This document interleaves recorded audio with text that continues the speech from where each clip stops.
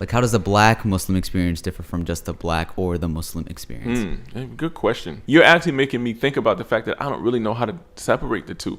Wow. And they have parallels, like, you know, like the discrimination and you know, the feeling like you don't get the same the same shake and the fair shake and that type of thing. They're both, but then it's a beautiful thing too to me. Like, for me, it's beautiful to be both, because, you know, I'm a person I've always liked the underdog and being the underdog and that type of thing. And I've liked, I think there's an advantage to not having, you know, people, there is an advantage, there's a disadvantage, but there's also an advantage to not having the privileges of some people, because you get to see things that other people don't necessarily see.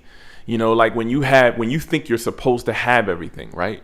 Then you have this you have blinders on, you feel, you know, whereas when you feel like you're supposed to earn everything, when you feel like that, then it gives you a more humble perspective. So I'm appreciative of having that hardship. You know what I'm saying? I'm appreciative of having that hardship. Now, someday it doesn't always mean it's fun. I rage against certain things, you know, very loudly at times, because I don't like injustice and, you know, and that type of thing. But at the same time, in the grand scheme of things, I will say this: my Islam informed, for me personally, Islam is a set of principles, right? So it informs how I act as a black person, right?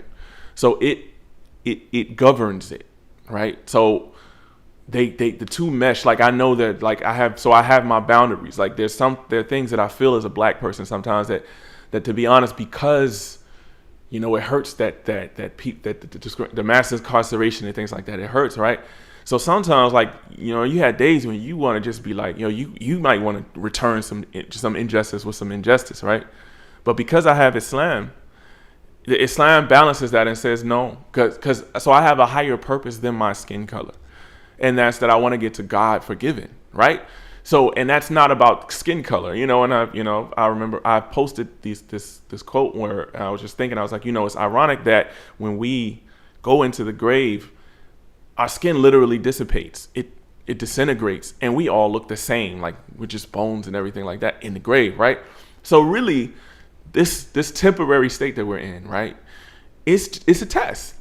You know what I mean? So Islam, I don't look at it as like black is who I was born as, right? I can't control that. You know, I make no choice in that and how people treat me. But Islam gives me that freedom. You know what I'm saying? So for me, they don't conflict anyway, if you get what I'm saying. And I was born Muslim, you know, my parents, you know, Islam, my father was talking to me about Allah before I knew how to listen, before I knew how, you know, so for me, it's like, I don't. Wow.